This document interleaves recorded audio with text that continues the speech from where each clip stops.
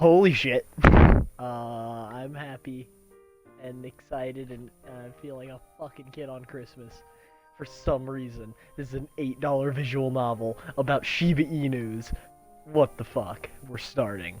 This is based around, I think, main dog's name is Sid. On Shiba Island, with a lot of Shiba Inus. Yeah, Sid. Say, Max, you really can't tell me where you're taking us? Nope, can't tell you. It's a secret. Here, I'll just give Max, like, a New York. This is my old friend Max, who I haven't seen in years. Yesterday, he said he would take me to lunch and show me around the city. We're currently in the central zone of Taipa, the capital city of Shiba Island. A lot has changed since I moved away. Taipa? Really? Max moved here several years after I did, so I'm a little embarrassed that he's the one showing me around like I'm a tourist. Taipa is as bustling as ever, with the central zone being one of its busiest areas. As Max guides us to our unknown destination, dogs mill around the street. This game really just wins cuteness factor. I mean, it's just a bunch of dogs in fucking shirts. I love it already. I'm already happy. It's so busy on the street. Holy shit! Okay. So busy on the street that it's hard to avoid. Why? Why do you have a dog float from left to right, or right to left? What the... I love it, but why does it... It's so busy that it's hard to avoid pushing against other dogs as we walk. Huge digital signs shine brightly even in broad daylight. I mean, I guess it's better than other visual novels because, like, most of them are just like the streets are busy and it's just an empty background. At least this has a JPEG of a dog scooting past. The same dog. Just, woo! In like a little tie. Whatever. Cute coffee shops, each with its own unique... That's more dogs. Why? Why are there two now? What the fuck? Cute coffee shops, each with its own unique decor, catch my eye as well. One has lush vines creeping all over the storefront, leaving only a gap for the entrance. Through the gap in the vines, I catch a glimpse of what looks like plant life and thick tree stumps that serve as tables. Hey, that place seems really cool. Let's check it out sometime. Max pauses to take a look as I point to it. He cranes his neck to look inside. Hey, I've noticed it before too, on the way to work. I'd be happy to try it out. That's gonna be Max's voice, which I'll probably forget. After several turns, we stop in front of a building. The building's made of red brick with some steps leading up to it. Ta-da! I know it don't look like much out here, but the virtual tool looked great on bark. That's the best they can come up with, is bark. Max approaches the door, but it doesn't open. He starts, catching himself before he runs face first into the door. He nudges it with his shoulder. It doesn't budge. The door's broken. No idea. Seems like an eclectic place. That's the reason I chose it. Maybe there's some secret password we need to enter. Can you look it up? Already on it. Max calls up his wrist phone menu, making some gestures in the what the fuck? We need to figure this out. Some reviews allude to something interesting we need to do to enter, but they don't say outright what it is. Is Bark supposed to be Yelp? I just realized Bark's probably supposed to be Yelp. That's adorable and I hate it. So, what's this place called? It's just one letter. Q. Maybe it's closed today? I checked and it shouldn't be, and they couldn't update the real-time schedule for some reason. That's really weird. Wait, what's that? Isn't that a doorknob? How are dogs gonna use a doorknob? I mean, it's a visual novel, so I won't get to see, but, like, how? What? A doorknob. Oh, wait, a doorknob. You mean, wait, I remember something. Oh, come on, it hasn't been that long. Why do I feel old because of the fact that I've seen doorknobs before? I sit down before the protruding sphere and grip it with both my paws. I'm able to turn it without losing my balance. What the fuck? The door swings inward to reveal a staircase. Good thing knobs were phased out, though. Whoever invented these things clearly did not understand the anatomy of dogs. Was it a dog? Did a dog invent them? Are there humans in this world? Actually, there might be humans in the background of this shot, which is really funny if there is. It's precisely why many houses use them for rooms that puppies aren't allowed into. My parents used it for the pantry. Badass! I remember trying to bite the knob to get the promised land of treats, but ended up with only a particularly sore jaw instead. Well, there we go. I haven't seen these things since the Arlna, Arena days? Arena, I think. Our eyes met, and he looks away. Anyway, we're here. The stairs lead to an area with wooden floor paneling. There are rooms that have a raised base, separated from the main area with sliding panels. The panels have some membrane-like material that's thin enough to let light through, but thick enough that we can't see into the rooms. A dog came to us in a red traditional dress. It's fashioned with several layers, with a large golden button holding it up neatly over the dog's shoulder. Welcome. Hi, I called earlier and made a reservation. He talks with the server, and we're led to one of the rooms. I hoist myself up the ledge, and holy shit, he's just floating. Alright. And make myself comfortable on cushions around a low wooden table in the center of the room. Server gives us menus and leaves after a courteous bow. Take your time. You haven't had food like this since you left. With that whore! Oh yeah, wolf. I'd forgotten about all. Why did they have to include a wolf? And why is this the first time? And why are the dogs both looking at me? It's both adorable and uncomfortable. Order anything you like, my treat. There are a lot of options. I flip through the tea menu. This place serves them with ancient methods, with multi-part clay apparatus that I never remembered the names of. It invokes the image of my parents pouring boiling water, steam shrouding their concentrated faces. How the fuck? How does a dog do the thing that does the thing? There are a lot of rules about how long to steep the tea and the order of pouring water in and out. I never really paid attention when I was a puppy, and after my parents' generation, it seemed like a lost art. If this place showed us the tea steeping process, I definitely won't let a second chance to learn about it pass us by. Isn't it interesting that they still use these books as menus? I remember they were pretty much phased out along with doorknobs? What the? Hold up. Doorknob? What the fuck? Hold on. Doorknobs. Yeah, that's one of the things. Well, this place is known online for the retro atmosphere, which is why they only take phone reservations. No usual order screens either. Is this like super in the future? I'm lost. Really interesting how things have changed on the island. Though maybe that's just my perception, because first of all, I don't know what's supposed to be normal nowadays. What is it like where you were living? They're kind of at a stage like when I left here, actually. You saw my phone. They have similar levels of technology in Canada, like Canada, but not. Fuck. I love and hate this game already. Though obviously my Shiba Island phone doesn't work there, but I kept it in good condition, just in case I'd come back, you know? Hi, you have a lot to see here then. Next time I'll take you out to a regular restaurant and you'll see how fast everything is. The server returns and we order some oolong tea. Is that oolong? Oh, fuck. I order some egg crepe rolls with ham and corn. Max gets the century egg and pork congee. Congee? Something. As we wait, I ask Max about some technological changes. He shows me how to set up custom gestures on my new wrist phone, but I still treat it with caution. Call it habit, but I'm hesitant to be gesturing in the air with such a large holographic interface. It serves my purposes just to use the old touch small phone. The hologram just seems overkill. Not to mention, the companies that make these phones must be tracking so much information. They know what we read, who we call, where we are, what we buy. What the fuck is going on? Alright. Somewhere, a team of data Shibas are making predictive models and segmentation analysis on this data.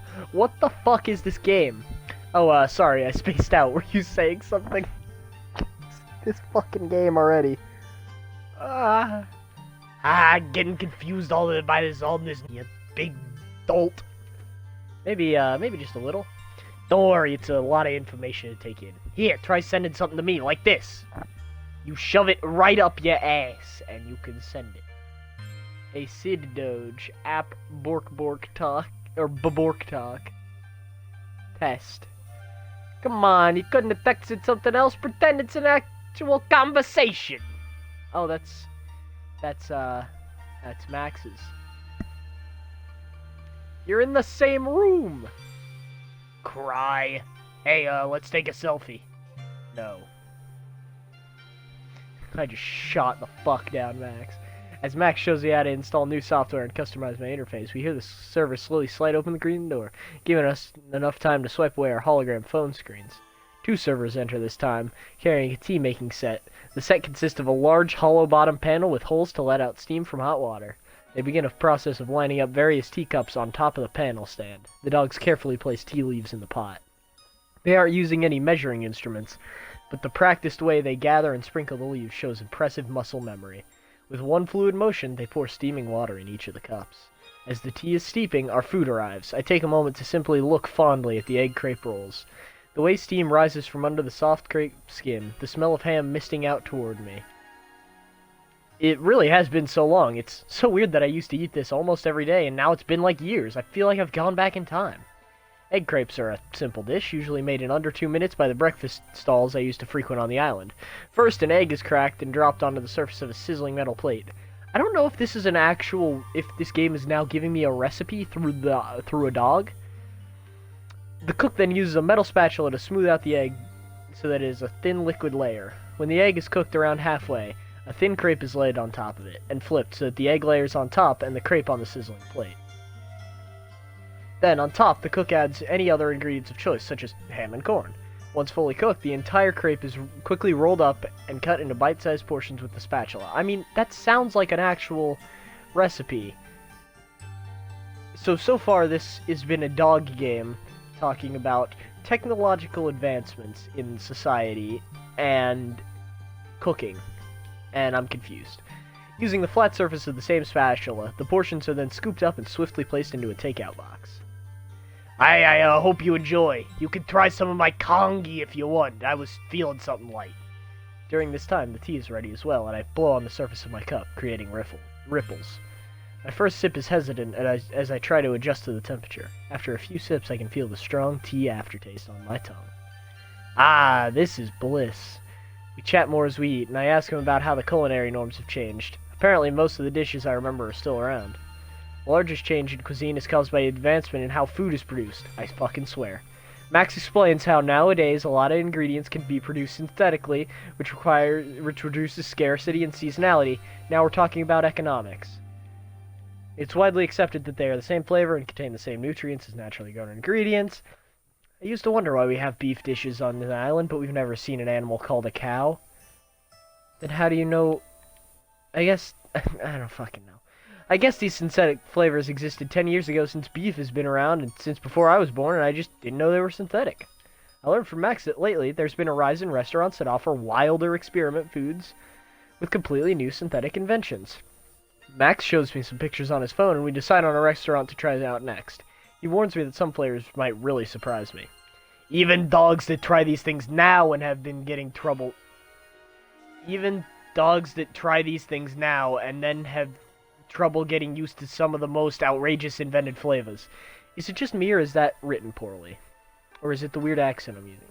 Dogs that try fuck it. Nothing makes sense. I asked him to describe something he's tried before, but it was hard for him to convey in terms of foods I know. For example, one tastes like cinnamon and cabbage flavor mixed, but that doesn't really describe it fully. I can only understand when I have the chance to try it, I suppose. We finish our food and reminisce a little more. However, there's one thing in our shared history that we don't bring up. Our love. I get an uneasy feeling that I should wait a little longer for me to ease back into the culture of the island first. Is this going to be a dog love story between me and Max? Am I a male? Am I a female? I mean, I don't care, but I just want to know. Max pays and we exit the restaurant. I'm quite full and nostalgic. And we float off screen. We'll have a lot of time to do all these things, right? Back on the street, it's even busier than before we ate. Actually, no, it's less busy. Now there's only one dog floating slowly across the screen instead of 2. It's the afternoon. Dogs probably don't have much to do but relax on the weekend. As before, the smell of all types of food waft out into the street, and the evening food stalls start being set up. Well, that's what I guess they are. They look much more modern and clean. From the crash course in tech that Max gave me, they probably have automated ordering and all that, but the street seating and rustic charm remain. We push past a particularly crowded part of the street, and I feel a tap on my shoulder.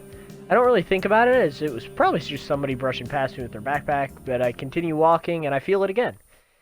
Could be mistaking me for someone else. I turn around to check. Oh, fuck. Sid! Huh? Who are you? She's a smaller Shiba Inu, but something tells me that she compensates for it with her attitude. Her gaze on me is steely, way too steely for comfort. It's concerning that she seems to have approached me with purpose. And maybe, just maybe, that she knew your name, asshole. Hopefully she just recognized me by chance. You don't remember me? She scoffs, discontent clearly in her expression. I'm not surprised, but I'm disappointed. Now I have to waste time explaining things to you. What's going on? Some random dog just came up to me. You're Moachi, right? I remember you. Oh, what? You? What are you here for? My business is with Sid, of course, not you. But it's very interesting to know that you two are in touch. I'm switching the voice to that. I like that. She jerks her head to the side. Let's go somewhere more secluded, shall we? I don't move. Well, if it's something important, why don't you message me? I'll give you my contact info. I'll convince you quickly if anybody can challenge you to an arena, but I don't think many dogs know what you look like now. Only a pawful. What? Oh, only a pawful, like a handful, but stupid. If you don't come with me right now, I'll post your information online. I already filmed a video of you so everyone will know what you look and sound like. That's impossible. Sid, ignore. Let's go. I'm curious, but I don't think Max will be happy. Whoa, it took me 5.08 seconds. That took some time. Did it really time how long it took me to make that decision? That's stupid. This game, I love it, and it's stupid. It's okay, I'll go with her. You can head back, and I'll meet up with you after. I'm worried it's a trap. I think I can handle it. I'll message you if anything seems weird. Actually, I'll come with you. Alright, thanks, Max. I addressed the stranger. We'll go with you and hear you out, but convince me quickly. A tense walk later. Are we gonna kiss? We head to the nearby alleyway, Max looking quite reluctant and glaring at the Shiba Inu. We're all fucking Shiba Inu. They know each other. I wish I could ask him what he knows about her, but the best I can do is make sure nothing bad happens. I need information about this arena challenge she mentioned. I don't know what an arena is. Who are you? Sid, she's Hei Fen Hong. Oh no. I can't gasp like that. Fuck. What?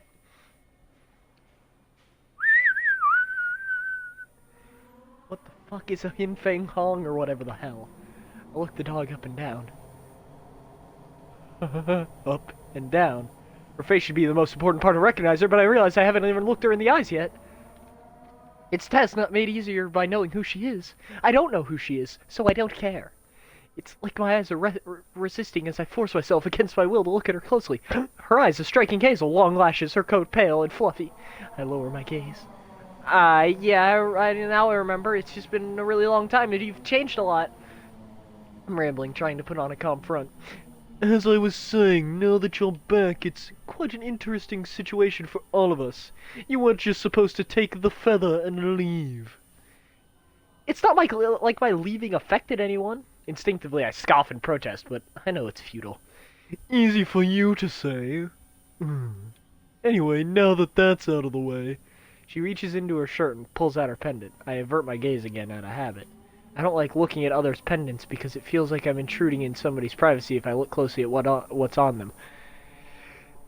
I don't understand what I'm reading or looking at, really. There's a jackass in a beret.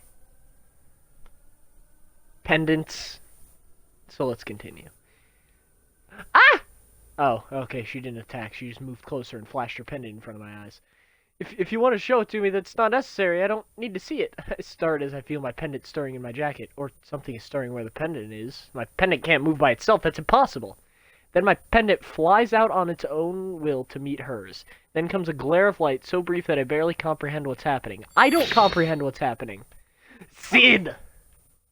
Max's voice is the last thing I hear, but I register before everything goes dark. We were just talking about fucking making crepes! I kind of want to go back to talking about making crepes. 1 week earlier. Yeah, just one more snooze. You know what? I'm gonna cut it off here. That's quite the what the fuck is going on. I'm lost. I am terribly, terribly lost.